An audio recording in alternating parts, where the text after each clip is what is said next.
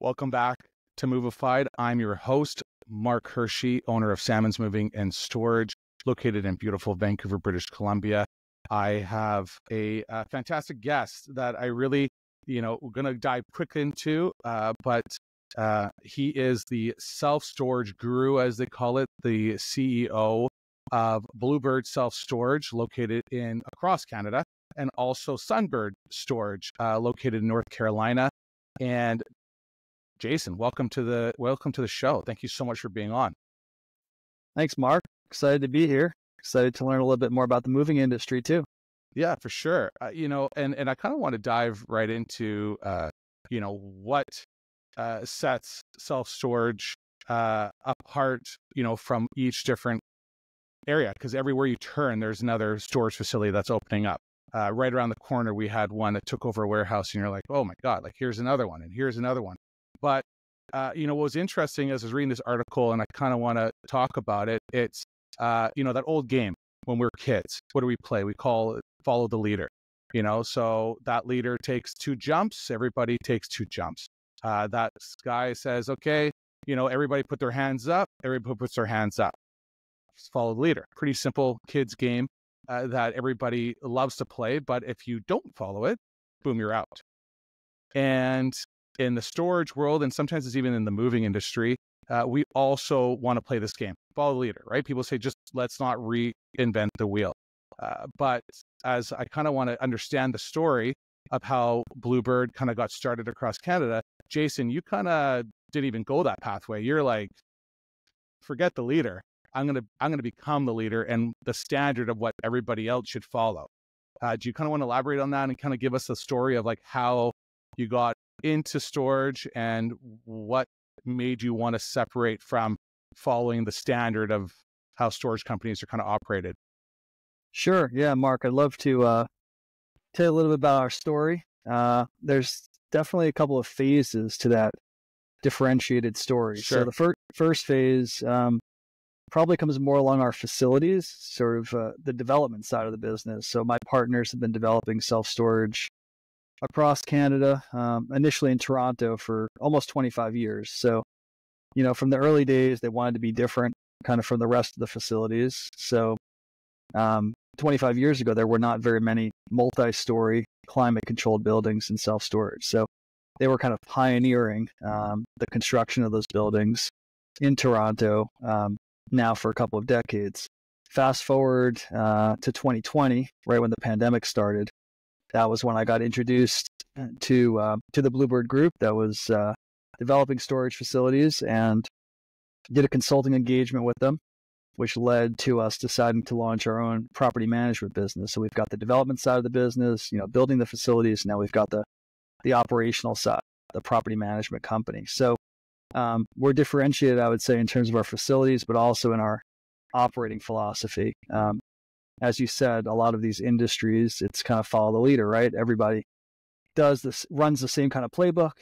There's a fear that if you don't run the same plays, then you'll be out. Nobody will rent from you. Nobody will use you. If you're too expensive, if you have a different strategy, it's too hard to educate the customer.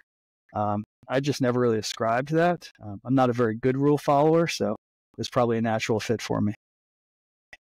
When we talk about storage facilities, and you kind of, actually, let me just rewind this, because one of the points that you just hit was, there was these guys that had a firm or a corporation that were building storage facilities, and in 2020 you get introduced to it.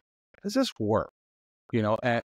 Like, I always talk to guys that are like, oh yeah, we have XYZ investors and we kind of put this team together, and let's be honest, especially in Canada, to buy the land, to set up a storage facility, this isn't cheap. This isn't a, one guy, hey, I'm going to set this up. This is typically a team of investors that have come together.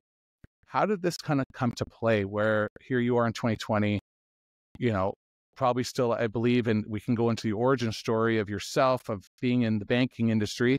But like, how does it come to play where you're like, oh, cool, I'm going to pivot and I'm going to do this?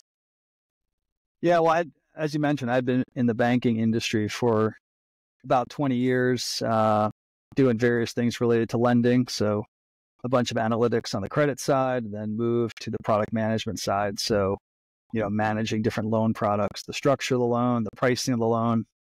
Frankly, it wasn't really that different from renting a storage unit. Making a loan, it's got to have some attractive principle, some attractive aspects to it so that the customers are interested in buying the product, and you've got to be able to deliver it, in a painless experience. So got introduced for this consulting engagement, after being in banking for a while, just wanted a change. We were going through another big merger. So if you've been through mergers, it's always going to be difficult. There's always going to be headcount reductions, and the culture is going to change. So I didn't really want to be a part of that. So I figured it was a good... Fargo.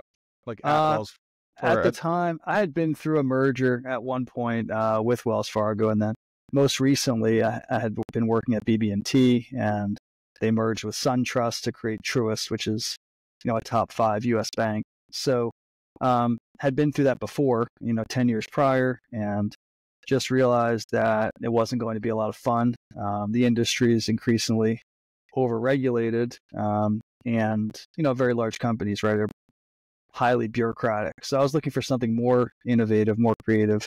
So launched the consulting company, got introduced to the development team at Bluebird, and their properties in Toronto had been managed by a very large US-based operator.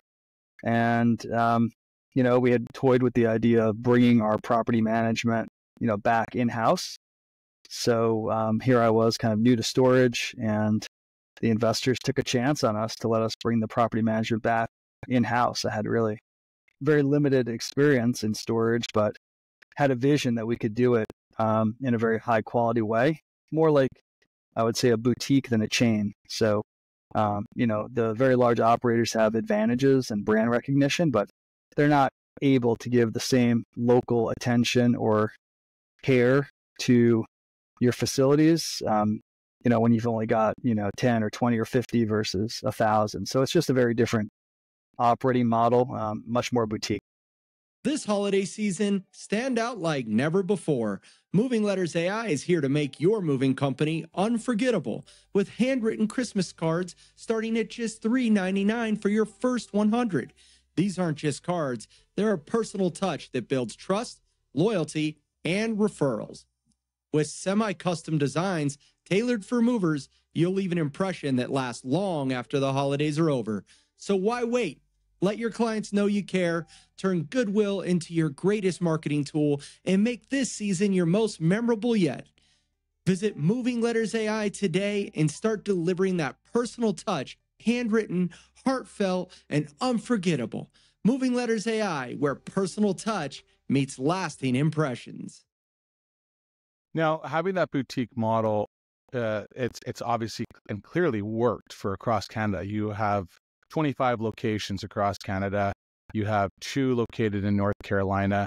You have more down the pipeline already for Canada as well too. And how is the States working for you? You're looking to expand more out there as well? Yeah. So when we first got started, it was really a kind of a Toronto-centric company. Almost entirely, like all the assets. We had about 10 assets in 2020. 2021 that were almost entirely in the GTA. We had, maybe 1 in Calgary and then 1 in Montreal. Since then, we've been able to expand kind of with this strategy into 6 provinces. So we go all the way from Vancouver Island in Victoria. We've got, 2 or 3 sites there, and all the way to Halifax. So we're kind of Canada's only coast-to-coast brand. You can rent from Bluebird Self Storage on either coast. Last year, after 4 years in Canada, last year we launched our US brand, which is called Sunbird Storage. So same looking bird, just I would say more tropical colors. So less blue and orange and more yellow and green. And we launched right here in North Carolina. We've got 2 sites now up and running and 7 or 8 more on the way. And then in Canada, we've got 25 sites and about 15 more on the way. So in terms of square footage, maybe that's another measure people look at. We've got approximately 2 million square feet that we operate, and we've got 2 million square feet under construction. Wild. Absolutely wild.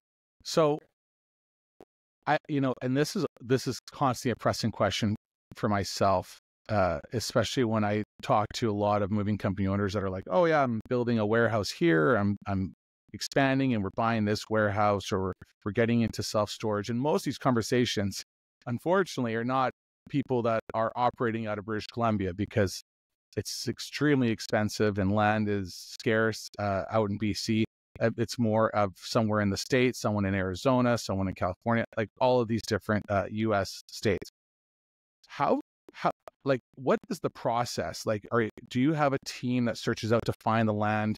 When we're talking, and especially when we're looking at 2020 and compared to what prices are now, what is that EBITDA? What is that return when you guys are searching out the property, land, and then the building costs to make it exactly how you want it, to eventually, hey, okay, great. Like, this is paid off. This is taken care of. We can take this and start investing anymore. Like, how does that initial process work? Yeah, no, some great questions there. I'm going to sort of intentionally stay away from like returns, just because. No, for sure. Yeah. I just more kind of mean like, how does that work? Yeah. I'm just saying, it's kind of too easy for people to kind of paint everything with the same brush. And obviously every property has to have some level of custom underwriting. As you mentioned, BC being a fairly extreme example. I mean, we have really struggled to make any project work in the Vancouver market. So, you're talking about land values. So our typical project is, unless it's a very dense urban area, we generally seek about 1.5 acres, right? So, we could deal with an acre or so and go more vertical, but some of the sites we've looked at in and around Vancouver, we're talking about 10 million an acre. So you're $20 million in, right, before you start the construction. And, totally. And then with some of the seismic requirements, it's not hard to spend over $50 million in that project. So that type of investment also requires, in some cases, a large investor group, or you're going to be bringing in, private equity or pension fund money. And then the thing that a lot of people that are new to storage don't anticipate, there's a lot of sort of hurdles, and it requires pretty deep pockets, because to do a fairly large project, you're going to require many years to get this project approved, to get through zoning and entitlements. Generally speaking, in Vancouver, this could be over 4 years. Toronto, over 2 years, just to get your site plans approved. So you're 4 years in, and now you first need to start construction. So you're, easily another 18 months or so. So you've spent, in some ways, almost 6 years, and you haven't rented your first unit. So even if it goes well, you'll spend maybe a year on your site plan approval, and then another 12 to 18 months building. So now you're at least 2 years in, and then you want to allow yourself 5 years to sort of get this property filled up and stabilized. So our underwriting is typically around 7 years.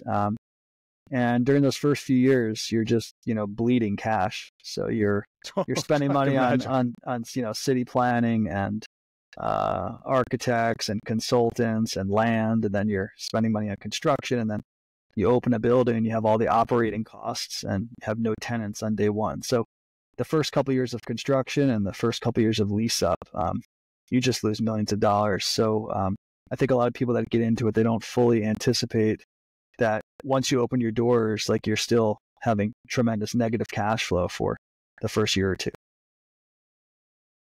Yeah, it makes me scared when I think about something like that. I always joke and say it's like the never plan, right? Like, it's just, you're in it for like 20, 30 years. But that also then becomes the flip side, where there are individuals that go, okay, well, then what I'll look for is an existing storage facility, and I will just purchase that company if it ever. And I always find it weird. I always think, when a storage facility goes up for sale, like, nobody knows. Like, you never hear when there's a storage company going for sale. Like, you have to have like that real insider track. It's like, this brotherhood of storage moguls, like that all talk to each other and go, oh, this one's for sale, let's scoop this one up, before anybody even knows it's on the market. And because they already have the foundation, they have this whole thing set up, it's ready to go. So part one is that also a better idea to go into? Because I really want to talk about then the Bluebird model, right? Of like, when you have this model, does it make sense to purchase something else when you are like, no, this is our blueprint, this is what we expect, this is what we want, and then, is that price to purchase something like that feasible for someone trying to get into the industry? And also, is it also feasible to make sure that you are buying the land when you're setting something like this up, was so expensive? Because you have someone that already owns the land that says, great, yeah, here's this flat property, here's an acre and a half, go ahead, build your unit on there, go build whatever we can, but then at the end of the day, you don't own the land, and you've just spent all this money in there. So I've kind of jumped in a couple different areas, but I'd love to hear your answers on those approaches. Yeah, I think, the last question you asked is fairly straightforward. We won't really get into any projects unless we can purchase the land as well. We're not just going to operate a business on somebody else's land. It just creates too much legal risk, not business risk as you might expect. So that's, we get questions all the time, can we lease the land, or do we want to lease a building? But it's just a lot cleaner, right? If we can buy the building or build the building and buy the land. As far as the types of properties, on the one hand, we prefer to develop our own because it's going to be designed with a certain aesthetic and certain features, efficiency, functionality. But, to kind of grow quickly, we can't just build them all. So our strategy of growth really includes, probably first and foremost, developing our own, but also acquiring existing facilities, some of which, many of which are not going to be built to our ideal spec. They might be smaller. They might not have climate control. Some are going to be more like outdoor style buildings or drive-up buildings. So they may not have, heat or air conditioning. So our whole portfolio is not all Class A's. There's some that we've acquired that you might say are Class B's, where they're nice quality properties, but they're not, multi-story indoor climate controlled buildings. So that's part of it. But you've just got to, really analyze each opportunity individually, whether you're building from the ground up, and depending on where that is, it's got certain costs associated.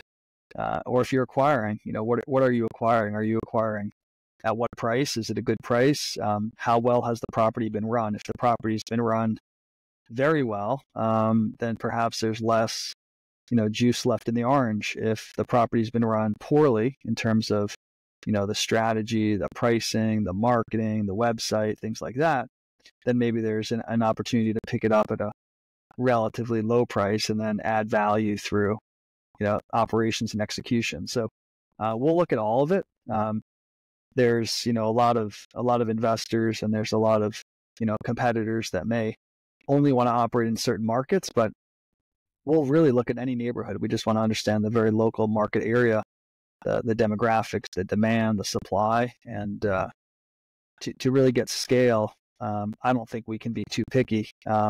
There's not that many large cities, but to achieve our goals of having hundreds of facilities, it's not going to be in just a couple of cities.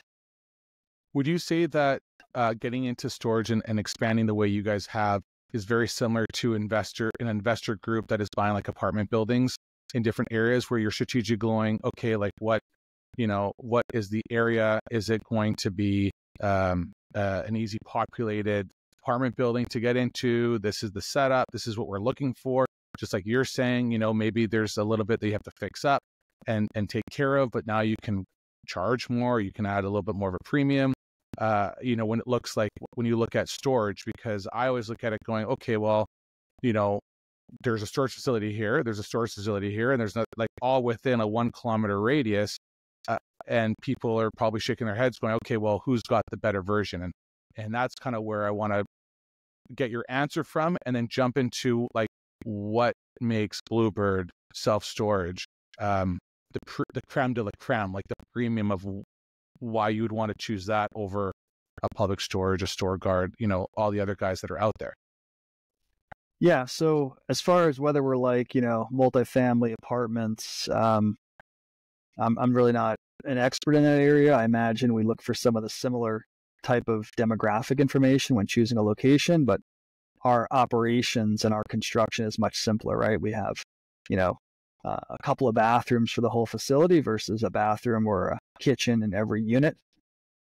So in terms of the constructing of them, ours is like very simple, right? It's, just a big giant box with some metal units in it, limited number of, bathrooms and fixtures. And then the other thing that makes it really simple is we don't have to deal with necessarily like a lot of people.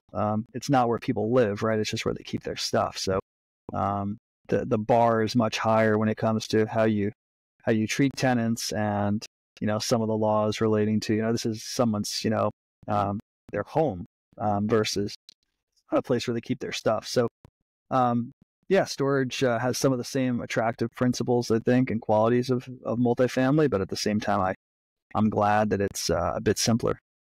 Sure, of course. Now, let's kind of jump into, what sets you guys apart. One of the things that I noticed was that you have this fantastic. Well, let's rephrase it. And I had this with another gentleman on here where I kind of hammered him with, the differentiators of an SEO company.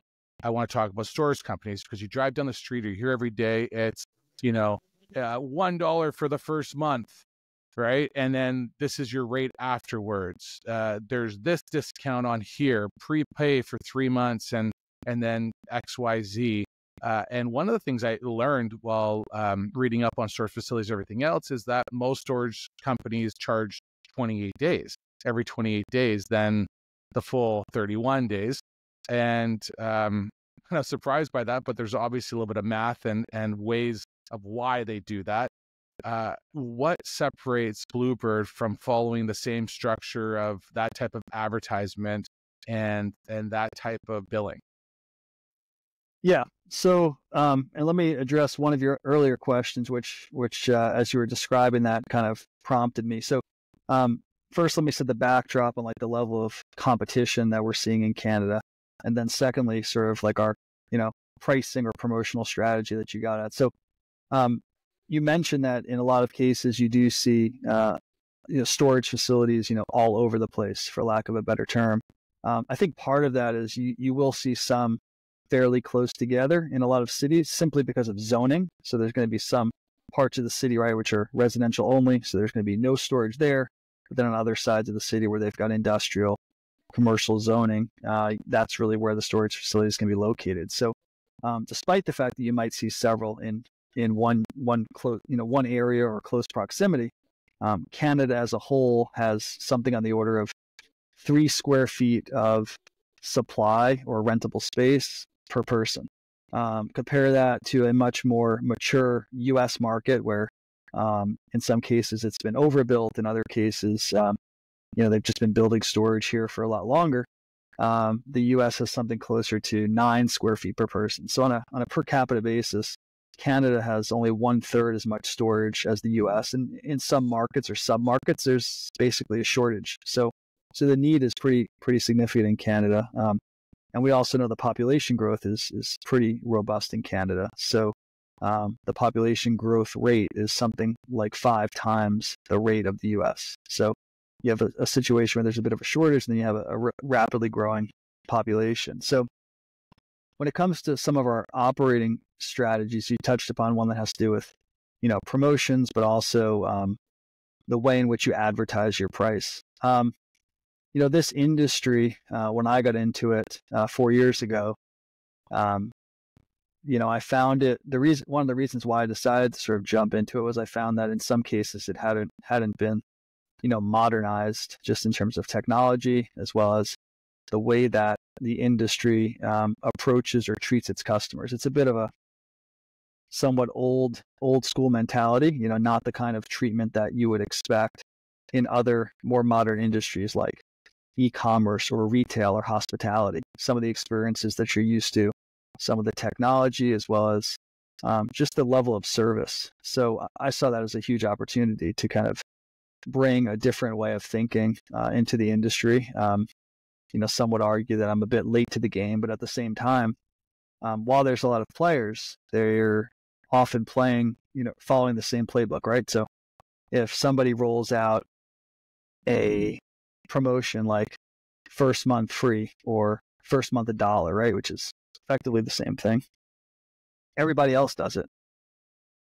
So they figure if we don't offer the first month free, nobody will rent from us. Similarly, we don't want to tell people, speaking hypothetically, we don't want to tell people that the unit costs, $200 a month. So we'll just say it costs, $45 a week. Right. That's a bit of a very sort of Canadian storage strategy. I think from what I can tell, the U.S. has, really not adopted that strategy. But interestingly, a very high percentage of Canadian storage facilities, especially run by some of the larger companies, employ the pricing, which is administered on a 4-week cycle.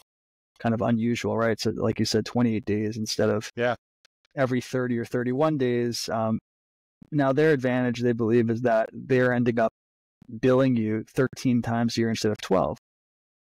So they can sneak in, as we call it, it's called the 4-week sneak, right? So they can sneak in an extra billing cycle during the course of the year. But I'm not sure. There's your first month free.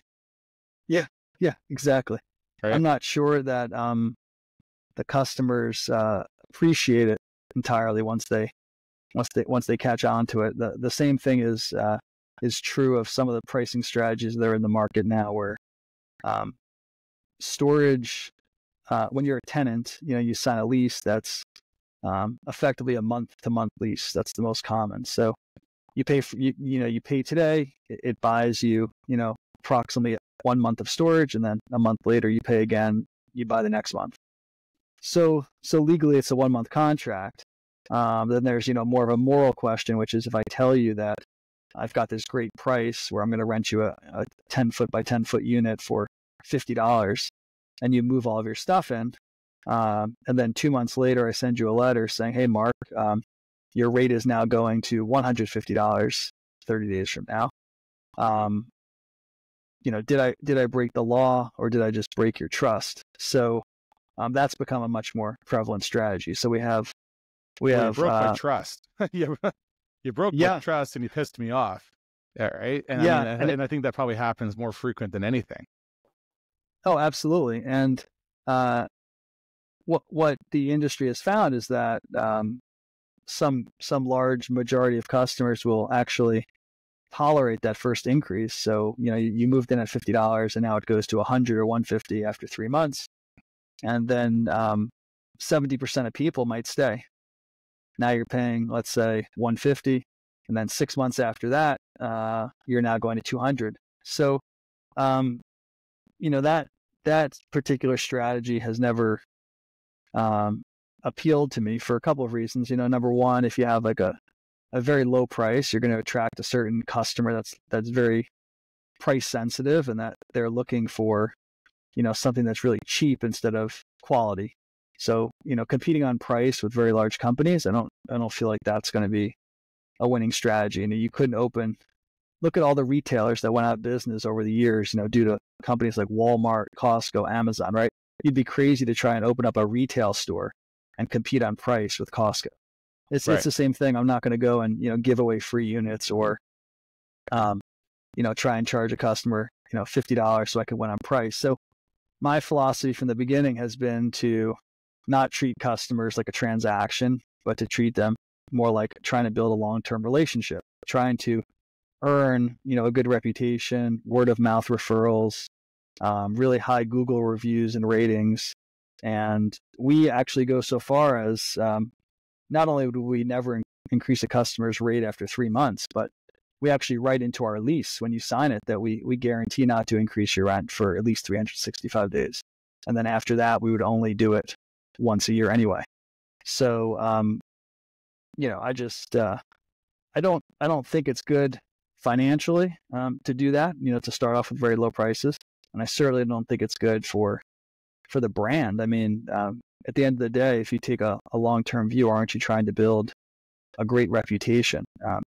It seems to me that trying to, have prices, low prices, and then bait and switch your customers, I don't know how that is anything other than short-sighted. One of the things I loved about going and seeing the images, because I haven't had a chance to be in Victoria lately and check out in person one of your storage facilities. But what I loved seeing was that typically when you walk into a storage facility, what do you see? You see a couple mattress bags. Here's some 2 cubes. Here's some 4 cubes. Here's some, packing tape. Here's some things that you need. Maybe a box of some pads because you're moving stuff in and you needed some stuff to cover your furniture, and that's it, right? But for your facilities, I mean, I was seeing like that you have like water bottles, you have organizers, for people that want to reorganize or they're moving out, they want to make sure that things are organized within their facilities. You're probably working with home staging companies that are renting up facilities and they want to have things organized within that storage unit, and they don't know where to go. You actually have this located within your facility to make sure your customers are treated top notch, like that they have what they need, because sometimes they don't know what they need, right? Like sometimes they walk in there and like, oh my God, like this is exactly what I needed, but they didn't know where to get it from, right? So what was your approach on that to make sure that your front end of the store was speaking more to the customers than just here's your standard, like every other storage facility? Mover Marketing AI is changing the game for moving companies with their innovative digital marketing solutions. I've been working with them on my SEO and website, and the results are incredible. My online presence has improved, making my site both visually appealing and highly visible to potential customers. But that's not all they do. Mover Marketing AI offers a full range of services, from engaging social media management to robust branding, advertising, and public relations. They help you build a strong, trustworthy brand. If you're ready to elevate your moving business, I highly recommend Mover Marketing AI. They've been a game changer for me, and they can be for you too. Thanks to Mover Marketing AI for sponsoring this episode and for their support.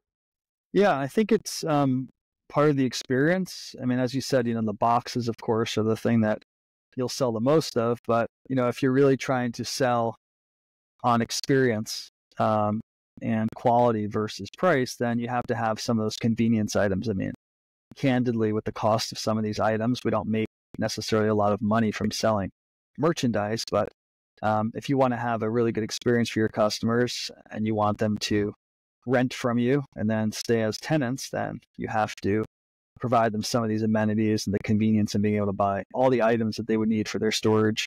And like you said, not just boxes, but increasingly some of these organizational supplies are definitely being more highly valued. Yeah, I think it's fantastic. We're touching on all these things, and this last 4 years of you being heavily involved in the storage facility, storage industry, mind you, there's got to be always some like wild stories, whether it has to deal with like your situation of building and getting the land approval and something crazy happens. I was reading a story where, it's not so much a funny story, but a guy, drives through the gate of your storage facility, breaks the gate. It's a huge nuisance. It's more of a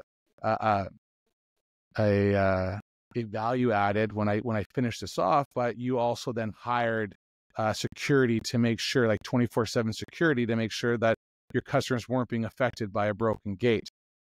Do you have any experiences or stories that have happened through, where you're like shaking your head going, and I only thought this was like in the wild, wild west when it comes to, growing a storage facility as large as yours is and going across Canada so fast, that you experienced that you can share?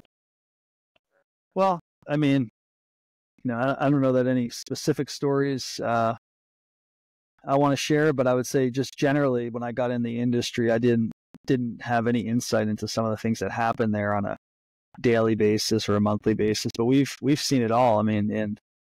Across all of our stores and across the industry, crime is becoming a bigger issue, and you've got to stay on top of that with security cameras, having staff on site. I think that brings another level of security. There's a trend towards having storage facilities that are remotely managed. So there's no presence of staff, day or night. And I think those certainly become easier targets for criminals if there's nobody on site. So seen it all from crime to fires to broken gates, and we always try to do as best we can to keep people's items safe.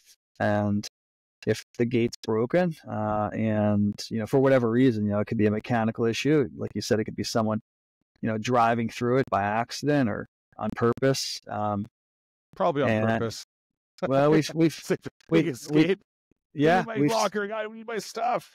We've seen that before, and in some cases, some of these people are on drugs. They're not thinking too clearly, and you see that all over the place now. But yeah, that's always the one thing I'd always would think that would happen at a storage facility. It definitely probably not yours, but I just have this like vision of a staff member of yours like walking down the hallway and hear some noises, and then it's like open up one of the storage locker doors, and here's like this family just like having dinner, and you're like, what are you doing in this locker? And I can only imagine it's probably happened in the past at somewhere or another. But people will take advantage of wherever they can, and if there's a warm place to sleep, they'll sleep in it.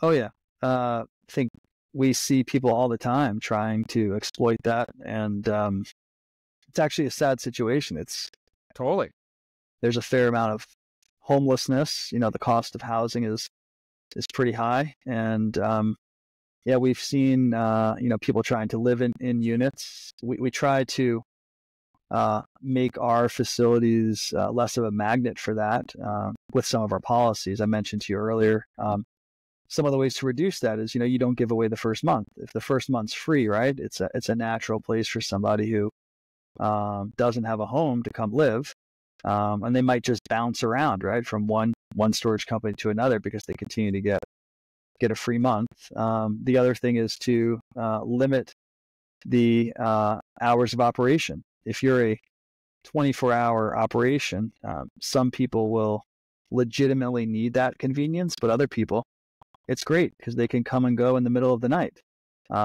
We found that in terms of, attracting homelessness or criminal activity. A lot of that, of course, as you would imagine, happens overnight. So most of our facilities operate from 6 a.m. to 11 p.m. But we really try to discourage any on-site activity overnight. Yeah, I can imagine. When we're talking about this and how it can resonate in the provinces that we live in, Vancouver being one of them, with a heavy homeless situation in the downtown east side, but it also happens a lot in Toronto as well too, and across Canada, across the United States. There is one thing that I find when you are a business that is growing, when you are a business that has this reputation of upholding a certain standard, to be also heavily involved within your community. Right, Sam's is involved in our local communities. We try and give back.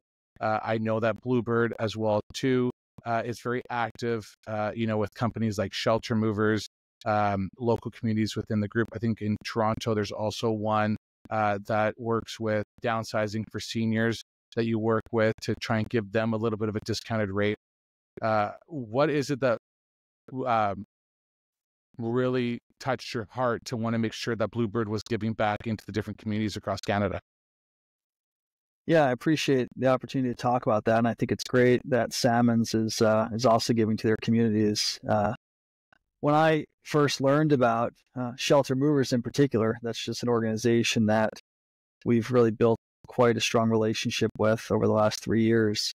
When they approached me in 2021, I was kind of blown away by the story of what they do. And I know you've had Mark Holjakeen on your show a few weeks back, and he kind of told about how he got started in his nonprofit and went and rescued typically women and sometimes children from abusive situations, helped them get to a shelter. And one of the challenges is that that's not only an expensive operation to run, but when you go to a shelter, they often have policies where you can only bring 2 trash bags. So imagine looking around your house or apartment at all the stuff you have and trying to put it in two trash bags, right? So give me the biggest trash bags we got.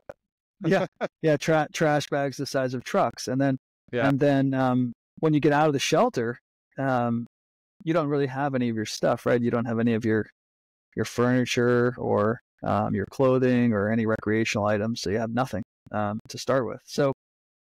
So part of their model is to partner with, moving and storage companies. And by doing that, they rely on lowering their costs through donations of truck rentals, to get somebody to safety, who's in an abusive situation. Having the ability to get a free truck rental instead of paying, $500.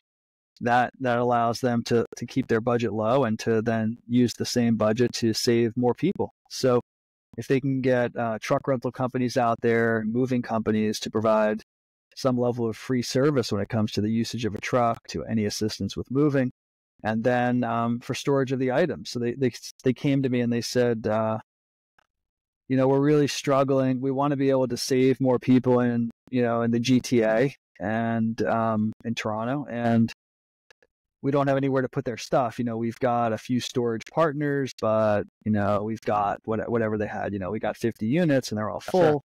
So we need some more storage. So I was pretty new to the industry. They I guess they put me in charge, even though I didn't know what I was doing. So I looked at ran a report. I said, oh, how many storage units do we have? Oh, we have 20,000 storage units.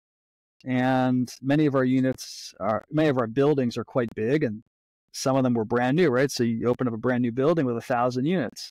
There's a lot of empty units. So it's really a simple concept. We donate storage to them, and if that building's filling up, we can give them 30 days notice and say, look, we need you to move your items to a different building, either one of ours or somewhere else, because we need to reclaim the space. But that almost never happens. So it's not really giving them storage on a permanent basis. It's more kind of giving them based on what's available. But I'm looking at 20,000 storage units, and even if those storage units are 70% full, that's still 6,000 vacant units. So I said, how many units do you guys need? And they were like, oh, can we get like 3 or 4 units? Right. And I was like, I don't understand. I mean, I honestly didn't understand. I was like, you couldn't get 3 or 4 other units from sure. Name the company, right? Like whichever massive storage brands you've heard of. And they're like, oh, well, so-and-so gives us 2 units and so-and-so gives us 10, but they're all full. And I was like, look, here's the deal. Take however much you need and, save as many people as you can. And if you need more, come back and ask me. And, amazing. I think we currently have something on the order of 80 or 90 units that they're using across Canada from us. And it's something like close to 10,000 square feet.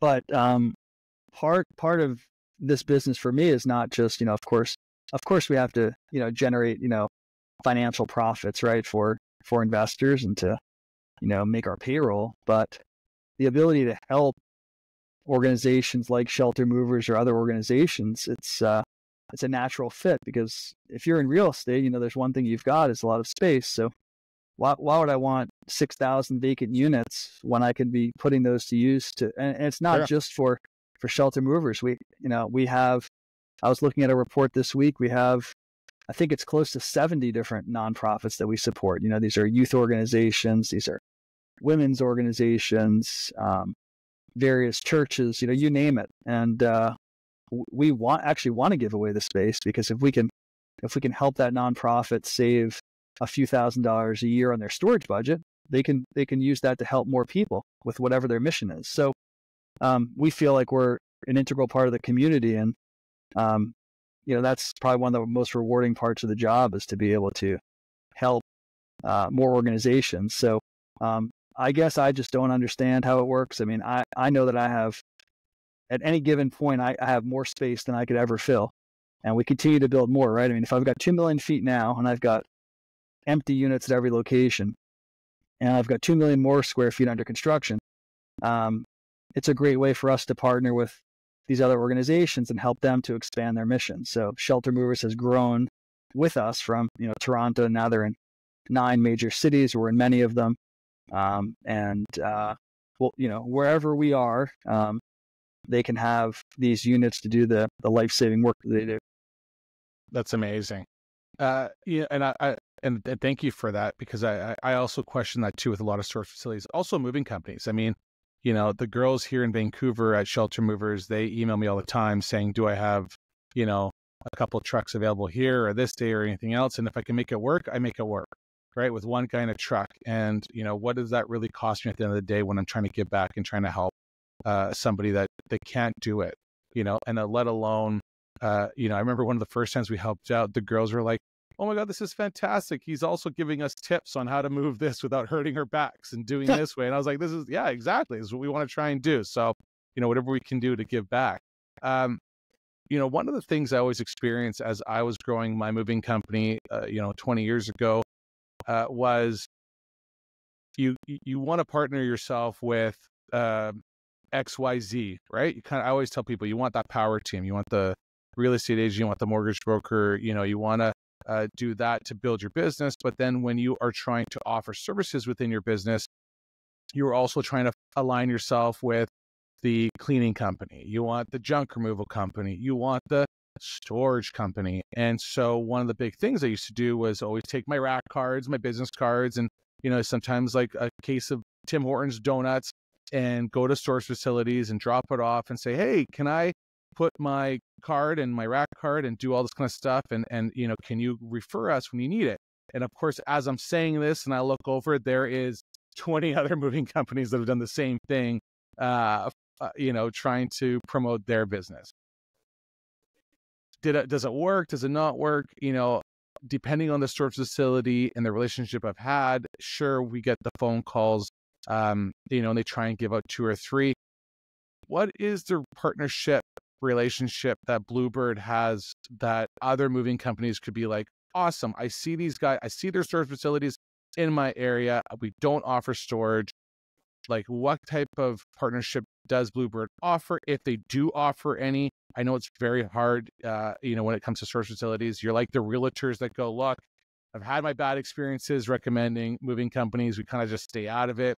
But what could someone do that's trying to grow their moving company and it says, hey, I see your facilities and I'd love to work with this creme de la creme, amazing storage facility that I want my customers to have part of. Like, is there anything that you guys offers, or what kind of partnership? Yeah, no, absolutely. That's a great question. I was hoping we would talk a little bit about moving. We have established partnerships from time to time with different, companies that have large storage needs. Moving companies come to mind, restoration companies, stagers, all those things. So, we offer a few opportunities, I would say, on a more global level. If we formed a partnership, with Salmons, we have a couple of pages on our website which can get you traffic. So one page is what we call Bluebird Cares, which is our nonprofits page. So you can go there and you can see all the organizations that we support. I shouldn't say all of them. We support, like I said, 70, but some of the organizations where we have a deeper level of support. And then you can see a partnerships page where we would list kind of different referral partners. So if you're, a local or even a national operator and you want to form a partnership, just talk to us about it. We can set up, special discount programs, for your clients. So if someone comes in and says, hey, I'm a Salmons client, we might have, 15% discount or something for them. So we want to create that loyalty, but at the same time, because the experience can be mixed and because it's our reputation that we're putting on the line, just like yours, if you recommend a storage company, we want to make sure that, we have a good relationship with that company and that we're getting good, quality feedback. We've had moving companies that we may have referred clients to in the past that we didn't get good feedback on, and then we had to discontinue our referral program. So I'm not saying that that's true for the majority of companies, but we are always looking for those partnerships. We realize that that the moving companies have storage needs, and we want to be able to make the storage affordable. But like you said, we're kind of a high-end, high-quality player, and we're looking for those kinds of moving partners as well. Yeah, which is like us. So that's great. I love that. And I think it's fantastic. And I think for those listening, and if you don't have a storage facility, if you find that you're busting out of the seams, go and speak to a storage facility that's near you, grow that relationship. You know that Bluebird or Sunbird is going to be in that location sooner or later. But if you're in Canada, I would highly recommend reaching out to them and checking them out. I got 2 more questions for you before we wrap this up, because we could probably sit here and talk all day, and I don't want anybody to get super bored, but I also don't want anybody to think that all we want to do is talk about storage. So, flipping it up, I drive down the street, I see this storage facility in the Vancouver area that is expanding and growing, but they're not just doing storage, they also have a car wash. What are your thoughts on this? Is this, some people just say stay in your lane, utilize your storage, do what it is. But obviously, I totally get the extra revenue stream. Like, having a place to vacuum clean your car, I've seen at some locations. The other one is, hey, we're building a car wash as well, too, because we own the land. We have this extra space. Is this something that Bluebird is looking also into? Do you already have? Are you ready to? I didn't really see this on your website. I'm now looking up on my screen to see if I missed something. But what is your thoughts on something like this? Yeah, I'm definitely not the car wash expert, but we do have partners that are. And we have 2 projects. One is our Buffalo Run project in Calgary on the west side, and another is in the southeast in Mahogany. And both of those Calgary projects have car washes, not only on the property. Actually, there's a third one at Dufferin, but 2 of these projects have the car wash integrated in the building. So you'll drive in one side of the building, you'll make, I believe, a left turn and then drive through the wash and out the other side of the building. So depending on the particular location, the piece of land, it could be a very good fit for that type of mixed use project. Is it expensive to have that? Is it like a whole process to do on top of storage? You're like, oh, what another headache? Or is it like, no, like this is actually a really great revenue stream? Yeah, well, the way we've got it, I mean, it's kind of a combined project, but they're also, I believe, separate companies within the project and kind of separate teams working on them. But yeah, I mean, if you design it, right from the beginning, it can be a win-win, right? Because like for any business, we're effectively a retail business. You want to bring traffic to your location. So some of these projects work because they're located on the side of a highway, so they have a lot of visibility. Others are located in very very high traffic areas, like near retailers. The one at Buffalo Run is next to a Costco. So, nice. While you're at Costco waiting on the long lines to get your cheap gas, you're staring at our facility. So, yeah, you're trying to bring traffic. So if people are going to come for the car wash, right, they're going to clearly notice that it's at a storage facility. And if they're coming for storage, they might find it convenient to get their car washed. So, yeah, it's a pretty good combination for sure. I like that. Well, that's good. Thank you for that answer. I was always wondering about that, and it obviously makes sense. Last question for you. It's a couple parters of it. Being in the industry for 4 years, your experience of, being in the financial district, what would you say for someone that is, and we kind of touched a little bit on this, but what would you say to someone that is looking to get into this industry with like, if you knew it now, being 4 or 5 years into it compared to like day one getting into it, what are like the 3 to 5 things that you'd want to tell that person to either avoid, or here's like the tips to succeed to make it work?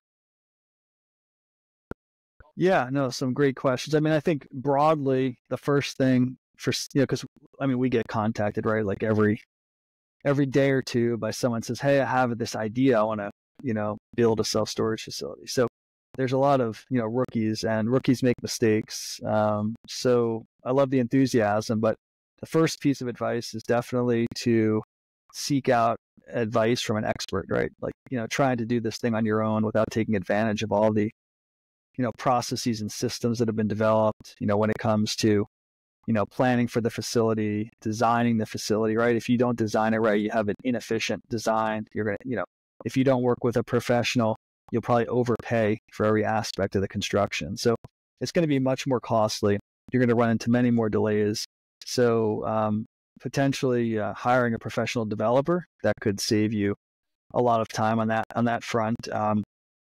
Second piece of advice would be also to talk to a professional, because and be careful which professional, but many appraisals or feasibility studies, they underestimate the expense of operating these facilities. So we see a lot of studies that are done that say, if you build a facility, here's how much money you'll make, and here's a forecast of the profit and loss statement. And invariably, it seems like a lot of things are underestimated, right? The cost of wages, the cost of taxes, the cost of utilities, the marketing expenses that are required to generate activity on your site. So you got to be real careful if you underestimate the cost of running one of these facilities.